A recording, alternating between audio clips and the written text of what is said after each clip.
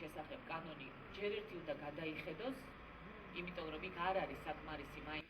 კი, გასაგებია, რა თქმა უნდა, თქვენ კი მიხედავთ თავს, მაგრამ მთავრობის იმედიც უნდა გქონდეს ადამიანს. 4 წელი ან 1 წელი არ გამოჩნდნენ. აქ არ არიან. ნებსო მიკროფონის გარეშე უნდა საუბარიო, უფრო რომ უწრფელი იყოს. აირდებით, რას ვაპირებთ.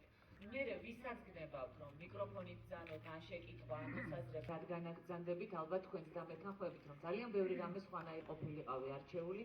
რა თქმა უნდა, ეხლა მე არ გეტყვით, არავის არაფერში არ ჭირდება. მე ვიცი, რომ ძალიან ბევრი ადამიანი აქედან იძულებული გახდა, რომ გადასახლებულიყო.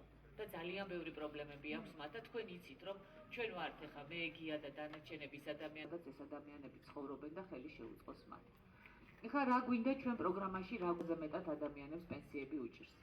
და ის პენსია, რომელსაც ჩვენი უფრო ადამიანმა შექმნა ხულოს რაიონში რამე საწარმო, ხო? არ გადავახტევინებთ.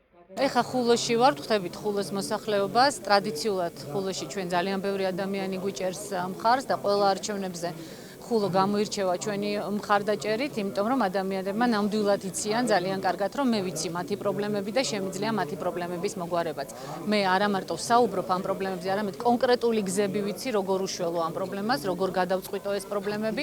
ხულოში აწუხებ ძალიან სერიოზულად ის, რომ არ არის ელემენტარული სოციალური დაცვა ამ ადამიანებისათვის, რომლებიც ძალიან მძიმე კლიმატურ პირობებში და მძიმე პირობებში ცხოვრობენ, მათ უმუშევრობა აწუხებთ, სოციალური პრობლემები აწუხებთ ის, რომ თუნდაც გოდერძის უღელტეხილის გზას არასოდეს არ დაადგა, შეშაც არ აგვაქვს აგერ ქალბატონი მეუბნება, ანუ რეალურად ისინი გრძნობენ იმას, რომ ხელისუფლებას მათთვის და მათი პრობლემებისთვის არ ცალია.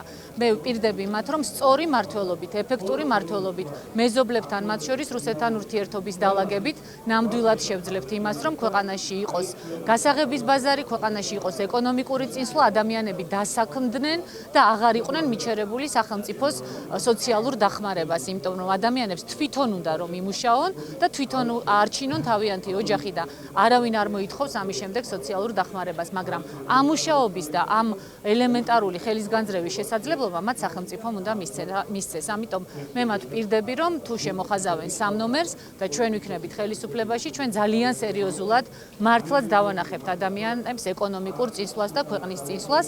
ასევე მინდა ვთქვა, რომ ჩვენ ძალიან ღირსეული მაჟორიტარები გვყავს ხულოში, აქაურები არიან, გულშემატკივრები არიან და იმედი მაქვს, რომ მათაც დაუჭერს ჩვენი ხულოელი მოსახლეობა მხარს. ჩვენ წარვადგინეთ მამუკა ღორჯომელიძე, რომელიც ექიმია, არაჩვეულებრივი ადამიანია, თითოეულ ოჯახში არის ნამყოფი. ხულოში და ახლომდებარე რაიონებში და მას ყველა იცნობს როგორც აჭარაში, ასევე განსაკუთრებით ამ რაიონში და ასევე წარვადგინეთ ბატონი მიხეილ მახარაძე, რომელიც ასევე ძალიან ღირსეული ადამიანია. ის გახლავთ იურისტი, ეკონომისტი, მან იცის ძალიან კარგად რა პრობლემები აქვს მოსაგვარებელი და მე დარწმუნებული ვარ, რომ ორივე მათგანი ძალიან ღირსეული სახე იქნება ამ რაიონის როგორც უზენაეს საბჭოში, ასევე საქართველოს პარლამენტში.